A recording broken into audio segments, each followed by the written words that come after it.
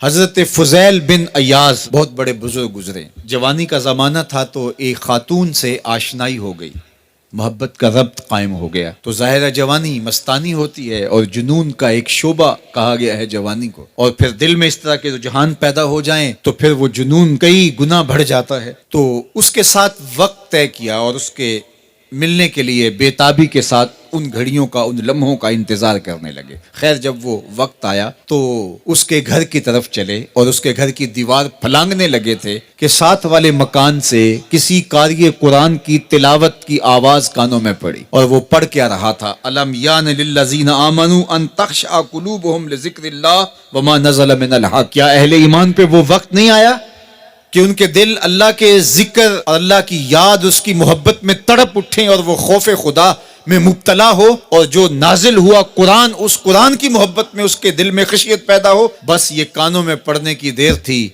کہ دوبارہ گلی میں چھلانگ لگائی اور کہا میرے اوپر وہ وقت آ گیا ہے، اور جنگلوں کو روتے ہوئے نکلے. اور حضرت فضیل بن ایاز پھر ولیوں کے امام قرار پائے. اس آیت نے ان کی زندگی بدل دی. کسی کی 30 سال، کسی کی 40 برس، کسی کی 50 سال، کسی کی 60 سال زندگی یہاں موجود لوگوں میں سے کسی کی اس سے بھی زیادہ اور کسی کی کم. اس آیت کریمہ کو ذرا اپنے اوپر وارد کریں تو اللہ ہمیں نصیب کر دے کہ ہمارے دل تیرے خوف سے کانپ اٹھے اور تیری خشیت سے ہمارے دل لرز اٹھیں، اور قرآن کے ساتھ ہمارا ربط مضبوط اور مستحکم ہو جائے، اور ہم یہ اقرار کرتے ہوئے تیرے حضور حاضر ہو جائیں، مالک وہ وقت آ گیا ہے کہ ہمارے دل تیری یاد سے، تیری محبت سے، تیرے پیار سے مالا مال ہو گئے، اور اپنی باقی زندگی ہم تیرے پیار میں، تیری محبت میں اور تیری یاد میں بسر کریں گے. حدیث پاک میں آتا ہے کہ اگر کوئی شخص اللہ کے خوف سے رویا اور اللہ کے خوف سے رونے کی وجہ سے اس کی پلکوں کے بالوں میں سے ایک بال کی جڑ گیلی ہو گئی تو قیامت کے دن وہ بال کھڑا ہو جائے گا، اللہ یا تو مجھے نکال لے یا اسے جنت عطا فرما دے. تو اللہ جل شانہ اس بال کو تو آنکھ سے نہیں نوچے گا، بلکہ اس شخص کو اللہ جنت عطا فرما دے گا. اللہ اکبر. گناہگار کی آنکھ کا پانی اللہ کے غصے کی آگ کو ٹھنڈا کر دیتا ہے. اس لیے ہمیں رونے کا کہا گیا، فَلْيَضْحَكُوا قَلِيلًا وَلْيَبْكُوا كَثِيرًا. اللہ اکبر. ارشاد فرمایا کہ تھوڑا ہنسا کرو، زیادہ رویا کرو. صحابہ کو ہنستے ہوئے دیکھا تو آقا کریم علیہ السلام نے فرمایا کہ تمہارے تک اللہ کی امان نہیں پہنچی اور تم ہنس رہے ہو. عرض کی حضور اس کا کفارہ؟ تو فرمایا اس کا کفارہ یہ ہے کہ جتنا ہنسے ہو اتنا ہی تمہیں رونا پڑے گا. میں اور آپ ذرا اپنی زندگی پر غور و تدبر کریں. ہماری زندگی میں ہنسنا زیادہ ہے یا رونا زیادہ ہے؟ سویر سے لے کر شام تک کہے زیادہ ہیں، ٹھٹھے زیادہ ہیں، مذاق زیادہ ہیں، لطیفے زیادہ ہیں، یا عبرتیں زیادہ ہیں؟ تفکر زیادہ ہے، تدبر زیادہ ہے، سوچ بچار زیادہ ہے، یاد الہی میں تڑپنا زیادہ ہے، آنکھوں سے یاد خدا میں بہنے والے آنسو زیادہ ہیں، یا غفلت سے پھوٹتے ہوئے کہے زیادہ ہے؟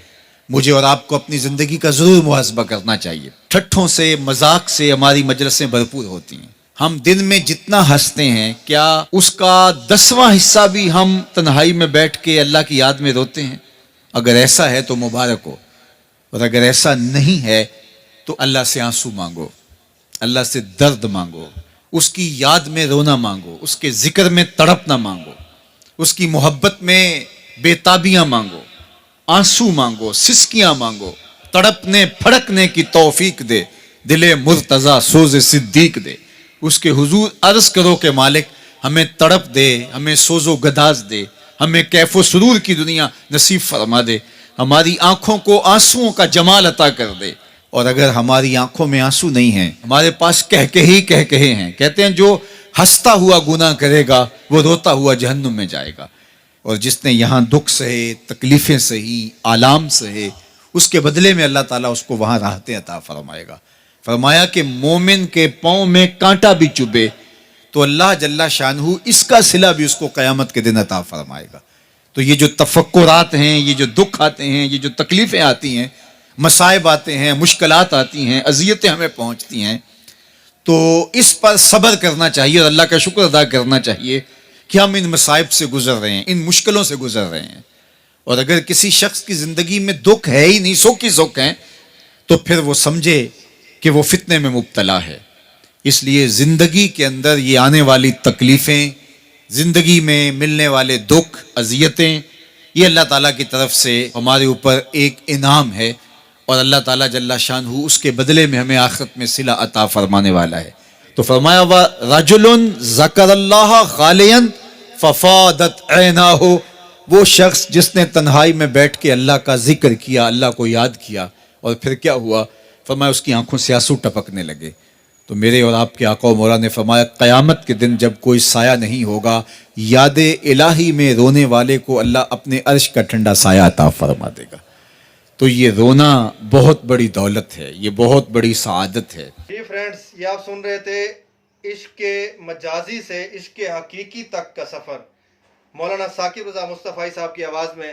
امید ہے کہ یہ ویڈیو آپ کو اچھی لگی ہوگی، آپ کو پسند آئی ہوگی. اگر آپ کو یہ ویڈیو اچھی لگی ہے تو آپ جلدی سے میرے چینل کو سبسکرائب کر لیجئے، اور اس ویڈیو کو لائک کیجئے اور دوستوں میں بھی شیئر کیجئے، تاکہ ہر نئی آنے والی ویڈیو آپ تک پہنچائی جا سکے.